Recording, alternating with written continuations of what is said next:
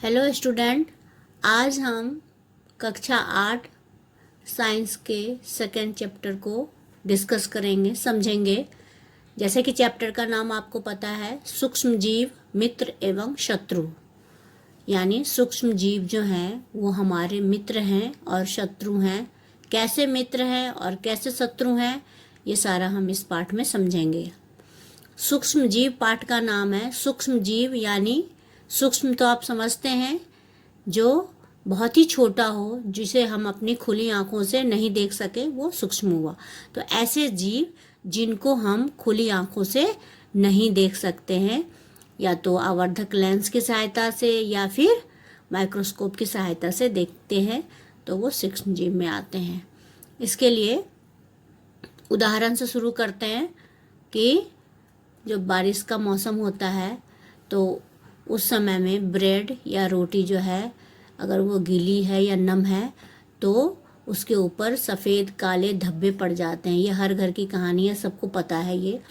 तो ये सफ़ेद काले धब्बे जो हैं उनको जब हम आवर्धक लेंस से देखेंगे, मैग्नीफाइंग ग्लास से देखेंगे, तो हमें उसमें काले रंग की गोल सूक्ष्म संरचनाएं दिखेंगी।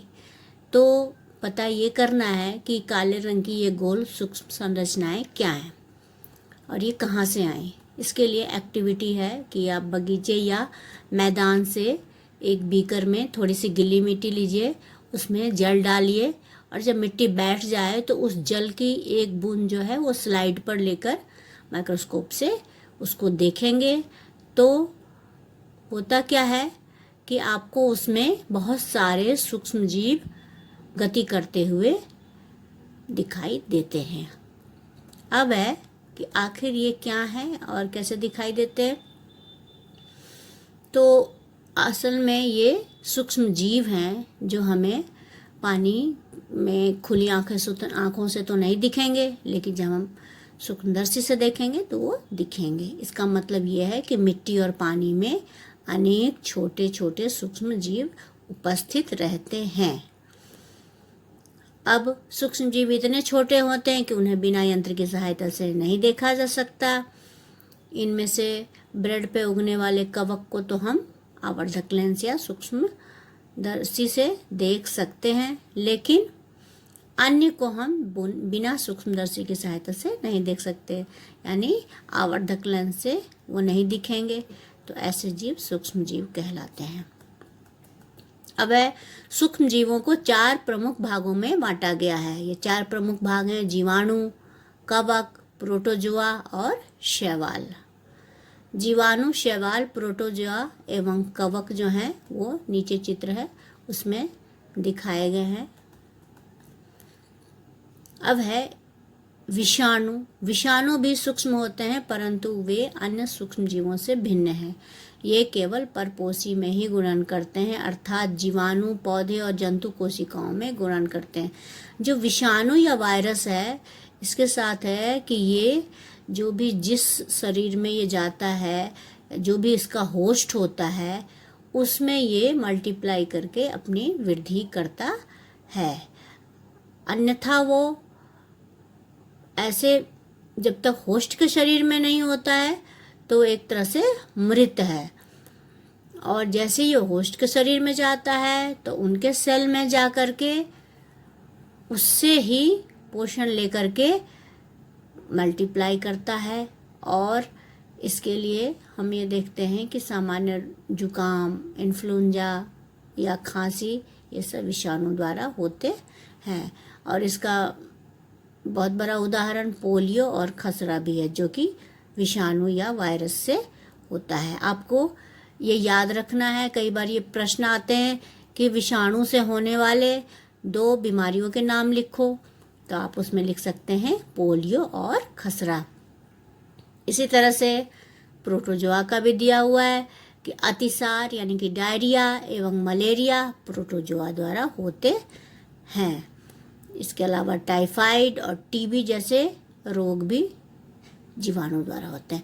सब यहाँ ये जो लाइनें दी हुई हैं, इनसे बहुत सारे प्रश्न बनते हैं कि यह विषाणु से कौन कौन सी बीमारियाँ होती हैं, प्रोटोजोआ द्वारा कौन सी बीमारी होती है, और जीवाणु या बैक्टीरिया द्वारा कौन सी बीमारी होती है। सबके उत्तर दिए हुए हैं कि पोलियो और खसरा जो है विषाणु से होता है, अतिसार और मलेरिया जो है वो प्रोटोजोआ से होता है, और टाइफाइड और क्षय रोग जो है वो जीवाणु से होता है।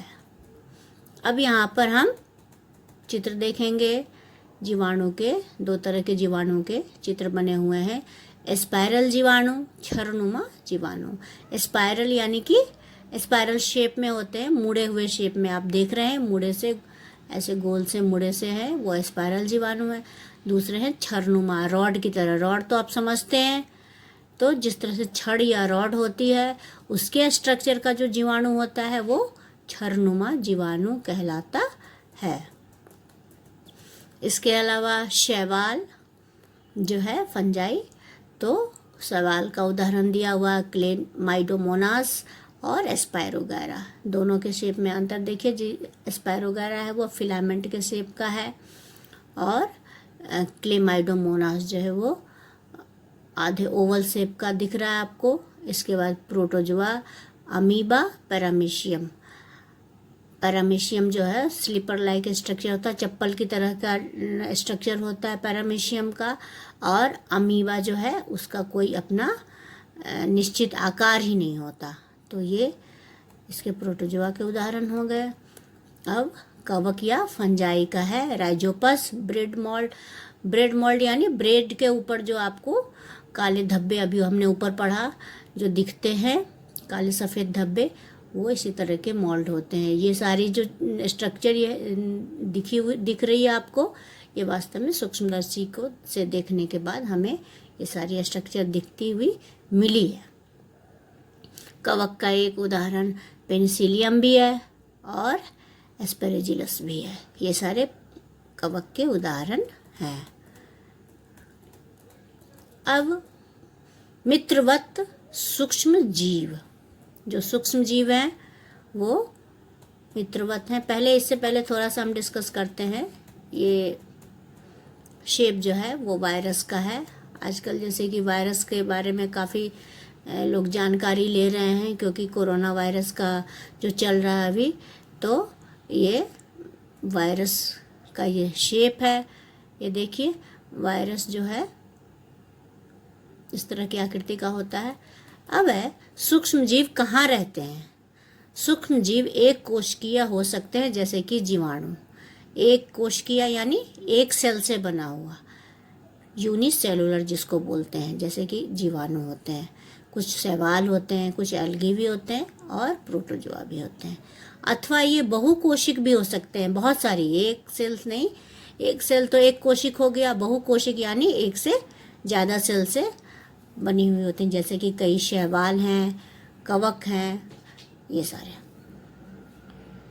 या बर्फीली शीत से उष्ण स्रोतों तक हर तरह की परिस्थिति में जीवित रह सकते हैं। मतलब बिल्कुल ठंडे से ठंडी जगह में भी और गर्म से गर्म जगह में भी।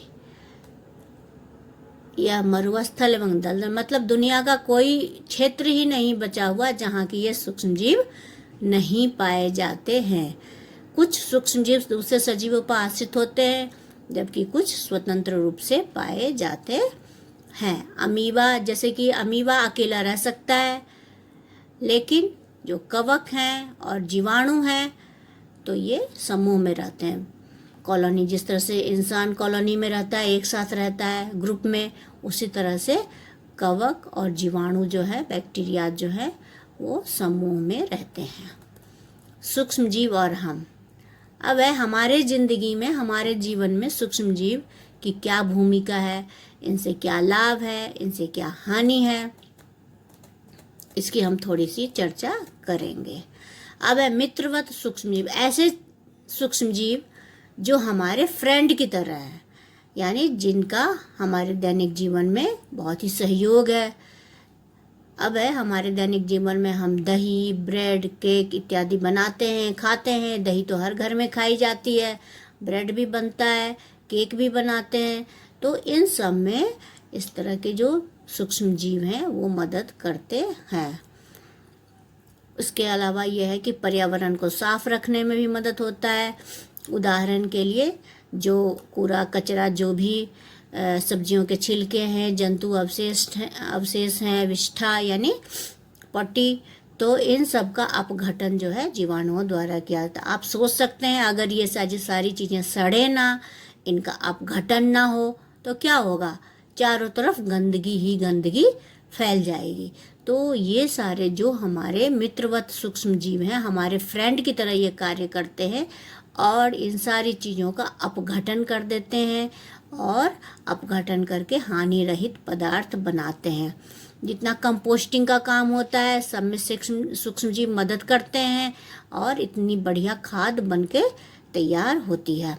उसी तरह से औषधि उत्पादन यानी दवाइयों के निर्माण में और खेत में मिट्टी की उर्वरकता बढ़ाने में भी मदद ये करते हैं। इसमें एक चीज़ दिया हुआ है, नाइट्रोजन स्थिरीकरण में इसकी मदद होती है। जैसे कि आपको पता है कि जो नाइट्रोजन फिक्सेशन का काम होता है वो जो भी दाल जाति के लेग्यूमिनस प्लांट होते हैं उनकी जड़ों में राइजोबियम बैक्टीरिया होती है, पढ़ा है आपने पहले, तो इससे पहले वाले चैप्टर में। तो वो बैक्टीरिया जो है वातावरण के नाइट्रोजन को लेकर के उसको यूजेबल फॉर्म में बदलता है और फिर जो पौधे हैं उसको ले लेते हैं। तो ये खेत की उर्वरकता बढ़ाने में भी इस्तेमाल होता है। अब है दही और ब्रेड का बनाना। जैसे मैंने ऊपर बताया, तो दही जो है दूध से दही बनता है और दूध से दही बनने में एक प्रकार का सूक्ष्म जीव जो है वो बहुत ही सहयोग करता है, जिसका नाम है लैक्टोबैसिलस नामक जीवाणु।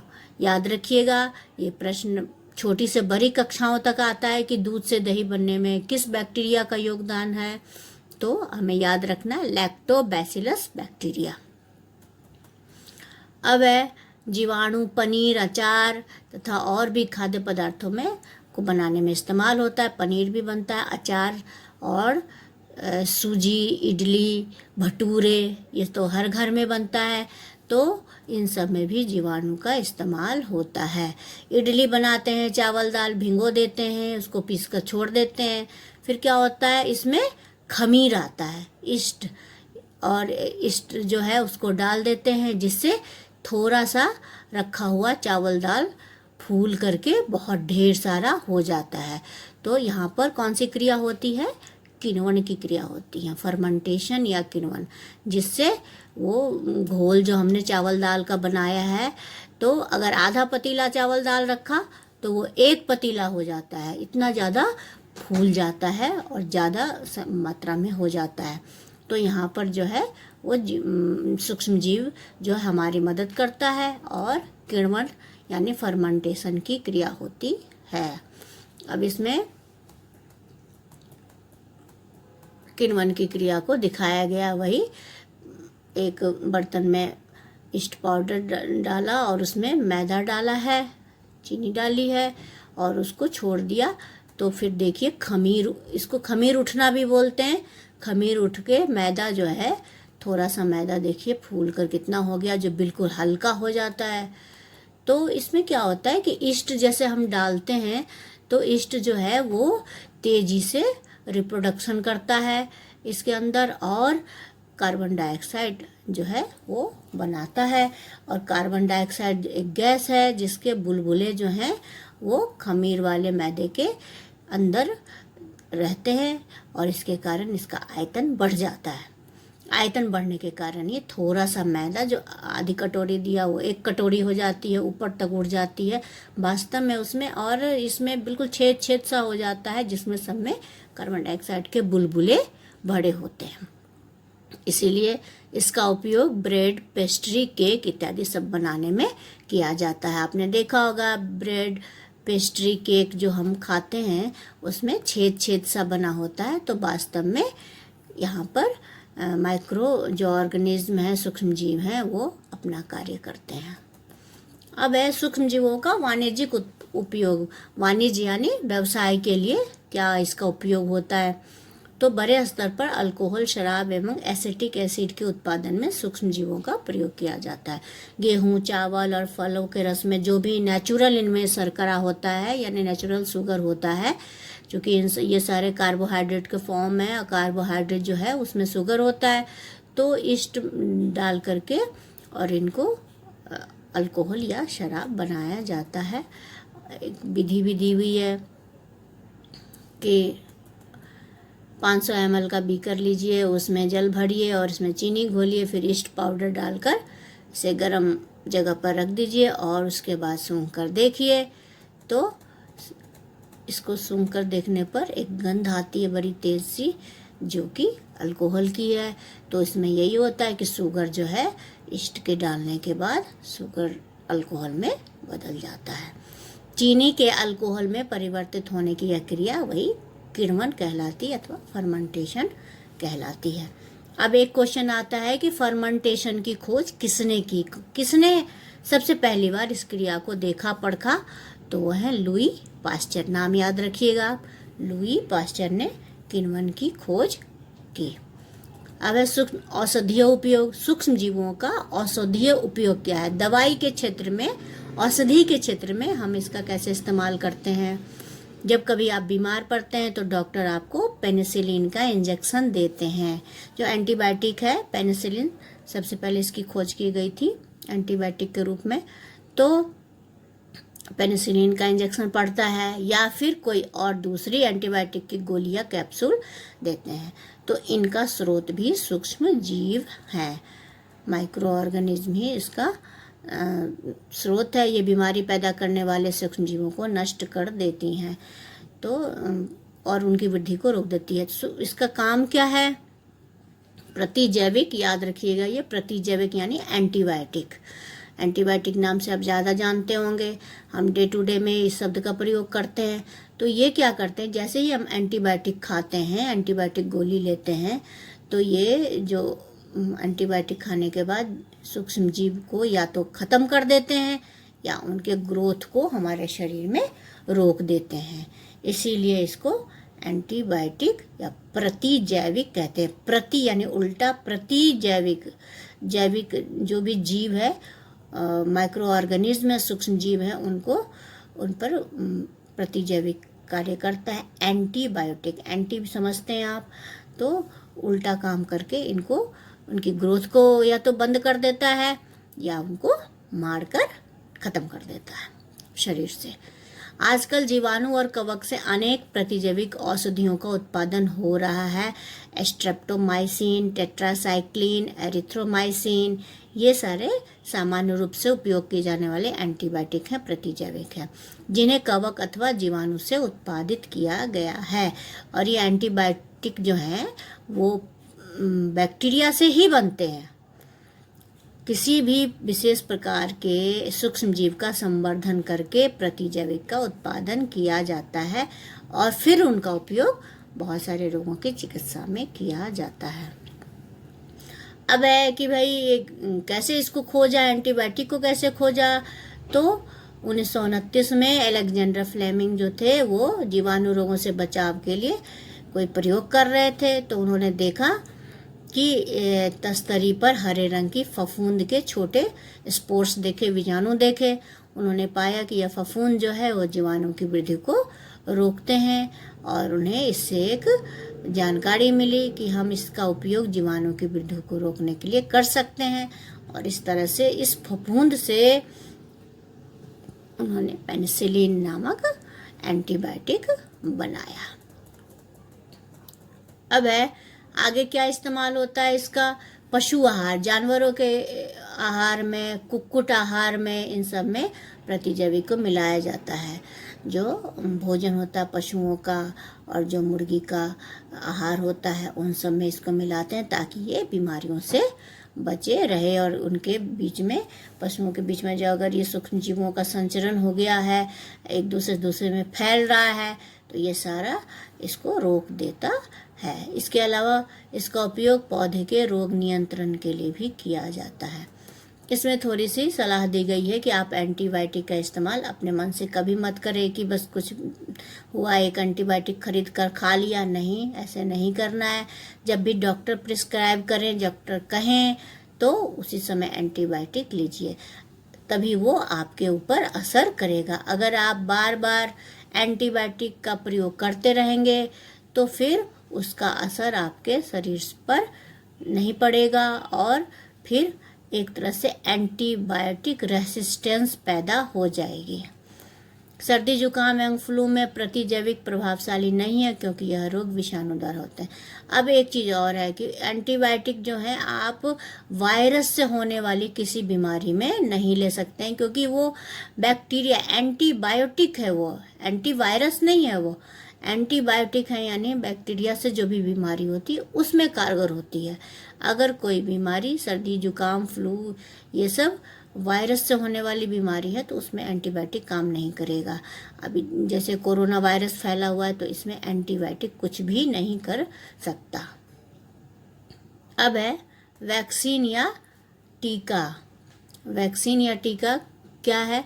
जब रोग कारक सूक्ष्मजीव हमारे शरीर में प्रवेश करते हैं तो उनसे लड़ने के लिए हमारा शरीर प्रतिरक्षी उत्पन्न करता है। देखिए, शरीर जो है सबसे पहले अपनी सुरक्षा खुद करता है, सिस्टम अपनी सुरक्षा खुद करता है। जब इसमें वो फेल हो जाता है तभी आपको कोई बीमारी होती है। तो जब सूक्ष्मजीव हमारे शरीर में प्रवेश करते हैं तो हमारा शरीर जो है वो प्रतिरक्षी उत्पन्न करता है। शरीर को यह भी स्मरण रहता है कि वही सूक्ष्मजीव अगर हमारे शरीर में पुनः प्रवेश करता है तो वो उससे किस प्रकार लड़ा जाए, और अगर दोबारा ये सूक्ष्मजीव प्रवेश करता है तो एक तरह से शरीर में एक सिस्टम बन जाता है जो उस बीमारी से लड़ सकता है। अतः यदि मृत अथवा निष्क्रिय सूक्ष्मजीवों को स्वस्थ व्यक्ति के शरीर में प्रविष्ट कराया जाए तो शरीर की कोशिकाएं उसी के अनुसार लड़ने के प्रतिरक्षी उत्पन्न करके रोग कारक को नष्ट कर देते हैं। तो किसी निष्क्रिय सूक्ष्मजीव को या कमजोर जो सूक्ष्मजीव हैं उनको अगर स्वस्थ व्यक्ति के शरीर में प्रवेश कराया जाए तो शरीर की कोशिकाएं जो वो लड़ेंगी और प्रतिरक्षी उत्पन्न करेंगी, और यही प्रतिरक्षी जो है हमारे शरीर में हमेशा के लिए बनी रहती है। पर दोबारा कब अगर इस तरह का अटैक होता है सूक्ष्मजीव का तो वही प्रतिरक्षी जो है वो हमारे शरीर की सुरक्षा करता है। तो इस तरह से हम देखते हैं कि वैक्सीन का काम जो है ये प्रतिरक्षी करती हैं। इस तरह से वैक्सीन बनाया गया है। हैजा, क्षय, चेचक, हेपेटाइटिस जैसी कई बीमारियों को वैक्सीन द्वारा ठीक किया जा सकता है। सबके वैक्सीन बन चुके हैं और इनको बचपन में ही बच्चों को लगा दिया जाता है। आपको पता ही होगा कि जब बच्चे का जन्म होता है तो ये सारे वैक्सीन उनको दिया जाता है। अब है इसमें एक याद रखने वाली बात है, चेचक के टीके की खोज किसने की? एडवर्ड जेनर ने चेचक के टीके की खोज की 1798 में। ये सारे जो पॉइंट्स आ रहे हैं उसको आप अच्छी तरह से याद रखिए। अब है वही जो मैंने बात बताई कि बचपन में टीके लगते हैं सबको, तो टीके से इस रोग से हमारे शरीर को सुरक्षा मिल जाती है। बच्चों को पोलियो से बचाने के लिए ये तो आपको पता है कि पोलियो का टीकाकरण होता है और लगभग हमारा देश जो है वो पोलियो मुक्त हो चुका है। इसी तरह से चेचक के विरुद्ध भी विश्वव्यापी अभियान चलाया गया और चेचक का उन्मूलन भी हो गया है। अब है थोड़ा और सूक्ष्मजीवों का अध्ययन करते हैं। तो इनका पहले थोड़ा सा इस पर हमने विचार किया था, अब देखेंगे अच्छी तरह से कि मिट्टी की उर्वरकता बढ़ाने में इसका क्या योगदान है सूक्ष्मजीवों का। कुछ जीवाणु जैसे नीले हरे शैवाल, तो ब्लू ग्रीन एल्गी बोलते हैं इसको, तो कुछ जीवाणु एवं नीले हरे शैवाल वायुमंडलीय नाइट्रोजन का स्थिरीकरण करते हैं, फिक्सेशन करते हैं। ब्लू ग्रीन शैवाल और बैक्टीरिया कुछ होते हैं। कैसे करते हैं? मृदा में नाइट्रोजन का संवर्धन होता है। जब ये नाइट्रोजन फिक्सेशन करते हैं, स्थिरीकरण करते हैं, तो मिट्टी में नाइट्रोजन का संवर्धन, क्योंकि वातावरण में जो भी नाइट्रोजन होता है वो राइजोबियम जो बैक्टीरिया है उसको यूजेबल फॉर्म में बदल देता है, जिससे पौधा उसको नाइट्रोजन को ले लेता है। तो वायुमंडल में नाइट्रोजन की कमी हो जाती है। तो फिर जो जीव पौधों को खाते हैं, पौधों को खाने के बाद जब उनकी डेड होते हैं तो फिर ये बैक्टीरिया उन पर कार्य करके नाइट्रोजन को वातावरण में मुक्त करता है। तो इस तरह से वातावरण में नाइट्रोजन का बैलेंस बना रहता है। इन्हें सामान्यतः जैविक नाइट्रोजन स्थिरीकारक कहते हैं। स्थिरीकारक कौन हुए? बैक्टीरिया हुए। क्रिया हो गई स्थिरीकरण, और ये जो माइक्रो ऑर्गेनिज्म या सूक्ष्म जीव है ये जैविक नाइट्रोजन स्थिरीकारक कहलाएंगे। अब ये देखिए, नाइट्रोजन स्थिरीकारक साइनोबैक्टीरिया, एक नीले हरे से ब्लू ग्रीन एल्गी हो गई है, और उधर हो गया साइनोबैक्टीरिया। अब है पर्यावरण की शुद्धि। अब इसके अलावा जैसे कि कूड़ा कचरा, मैंने पहले बताया था कि जो आसपास का कूड़ा कचरा होता है, फल सब्जियों के छिलके होते हैं, आप सोचिए अगर ये नष्ट ना हो तो क्या होगा। इनके नष्ट होने से वातावरण की शुद्धि होती है, तो इसमें भी सूक्ष्म जीवों का योगदान है। वो प्रयोग से इन्होंने क्रियाकलाप रखा है कि भाई एक में जो है पेड़ पौधों का कचरा भर दीजिए, एक में पॉलीथीन कांच भर दीजिए। तो आप बता सकते हैं कि जिसमें पेड़ पौधे का कचरा है, फलों के छिलके हैं, वो सारे अपघटित हो जाएंगे, और जिसमें प्लास्टिक है, टूटे खिलौने हैं, बोतल है, वो वैसे के वैसे ही रहेंगे। तो इस तरह से सूक्ष्म जीव जो है अपघटन का काम करके वातावरण को साफ भी करते हैं। इसी के लिए सारी बातें इसमें यही बताई गई है कि प्लास्टिक और बोतल जो होते हैं वो जैसे की है, जैसे थी वैसे ही रहती है, और ये मृत चीज़ों को, सड़ी गली चीज़ों को अपघटित करके उनको यूजेबल फॉर्म में बदल देती हैं। इस तरह से वातावरण को साफ करती है। अब है, हमने लाभदायक सूक्ष्म जीव तो पढ़ लिए, अब है हानिकारक सूक्ष्म जीव। सूक्ष्म जीव अनेक प्रकार से हानिकारक हैं। कुछ सूक्ष्म जीव मनुष्य, जंतुओं एवं पौधों में रोग उत्पन्न करते हैं। रोग उत्पन्न करने वाले ऐसे सूक्ष्म जीवों को रोगाणु अथवा रोगजनक कहते हैं। जो मनुष्य में या जंतु में या पौधों में रोग उत्पन्न करते हैं तो उनको रोगजनक तो कहेंगे। रोगजनक, जनक मतलब पैदा करने वाला, तो रोगजनक कहलाए वो, या रोगाणु कहलाए। कुछ सूक्ष्म जीव भोजन, कपड़े एवं चमड़े की वस्तुओं को संदूषित कर देते हैं। बारिश के मौसम में आपने देखा, पहले पिछले चैप्टर में भी आपने पढ़ा कि चमड़े की वस्तु उस पर भी फफूंद सा लग जाता है, कपड़े भी खराब हो जाते हैं। तो इसके बारे में थोड़ा यहाँ हम स्टडी करेंगे। मनुष्य में रोग कारक सूक्ष्म जीव, मनुष्य में कैसे कैसे होता है। मनुष्य में रोग उत्पन्न करने वाले सूक्ष्म जीव श्वास द्वारा, पेयजल एवं भोजन द्वारा हमारे शरीर में प्रवेश करते हैं। कोई बीमार आदमी है, खांस रहा है, या फिर उससे बातचीत हम कर रहे हैं तो सांस द्वारा हमारे शरीर में बीमारी आ सकती है, सूक्ष्म जीव आ सकते हैं। पानी अगर गंदा है, पानी में सूक्ष्म जीव हैं तो पीने के बाद आ सकते हैं, या भोजन के द्वारा हमारे शरीर में आ सकते हैं, या फिर डायरेक्ट उनके संपर्क में आने पर भी, जो संक्रमित व्यक्ति है या जंतु है उनके संपर्क में आए तब भी आ सकते हैं। तो इस तरह से वायु, जल, भोजन अथवा शरीर, कायिक संपर्क, यानी काया मतलब कायिक यानी काया, तो शरीर के संपर्क द्वारा भी बीमारी फैलती हैं। ऐसे बीमारी को कहते हैं संचरणीय रोग, संचार वाला रोग। संचार तो समझते हैं आप, एक जगह से दूसरी जगह जाना, तो संचरणीय रोग हो गए, यानी संचार के द्वारा ये एक से दूसरे, दूसरे से तीसरे ऐसे फैलते हैं। एग्जाम्पल इसका दिया है हैजा, सामान्य सर्दी जुकाम, चिकन पॉक्स एवं क्षय रोग, टीबी जिसको बोलते हैं, क्षय रोग।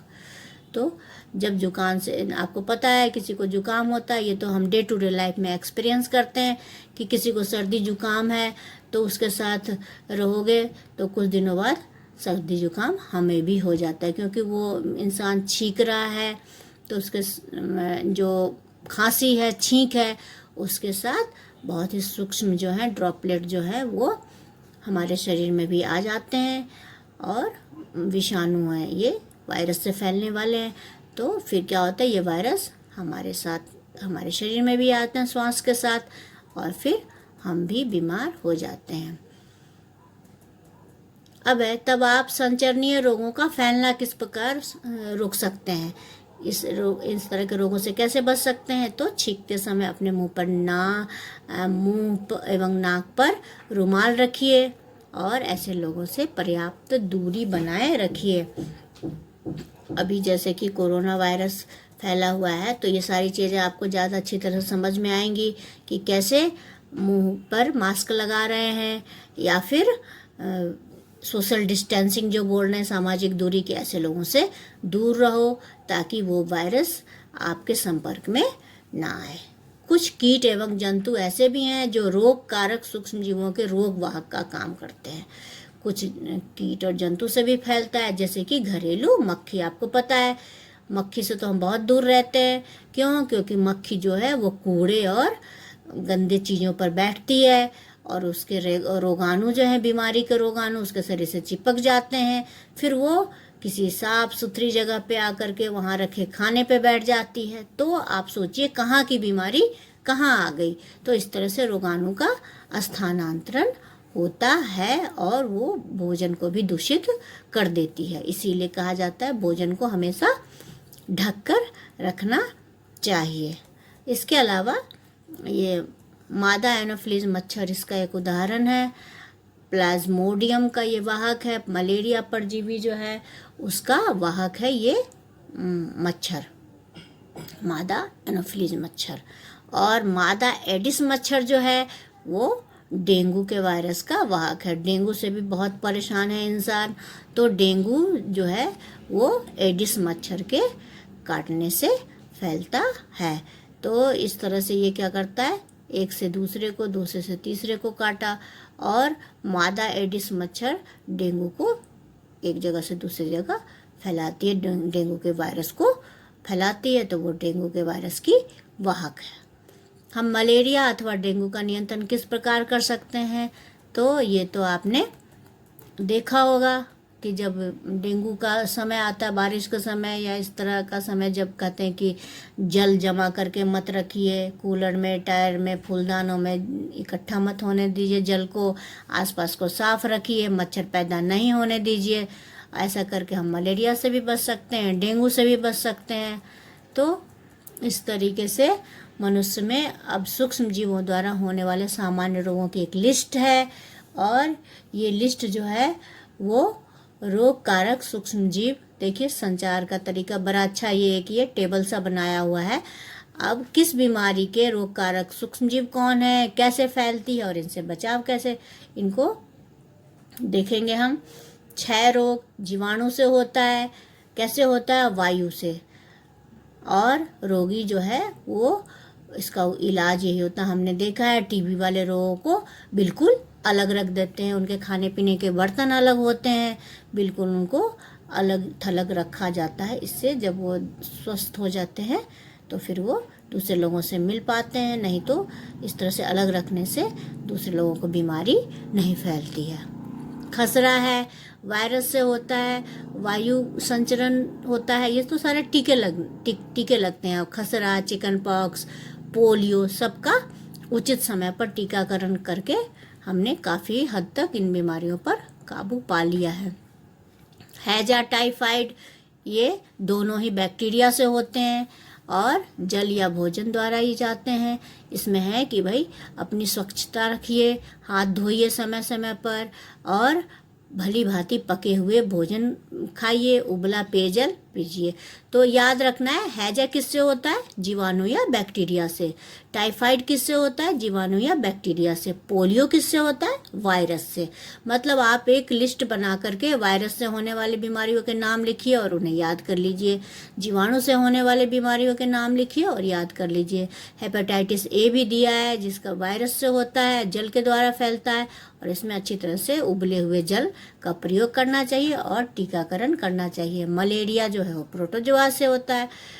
प्रोटोजोआ क्या है? मच्छर जो है वो इसको फैलाता है, और इसके लिए वही है, मच्छरदानी का प्रयोग करिए, मच्छरों से बचकर रहिए। मच्छर को फैलने ही मत दीजिए। पानी इकट्ठा नहीं कीजिएगा तो मच्छर का प्रजनन नहीं होगा और मच्छर पनपेगा ही नहीं। इस तरह से इस पूरी तालिका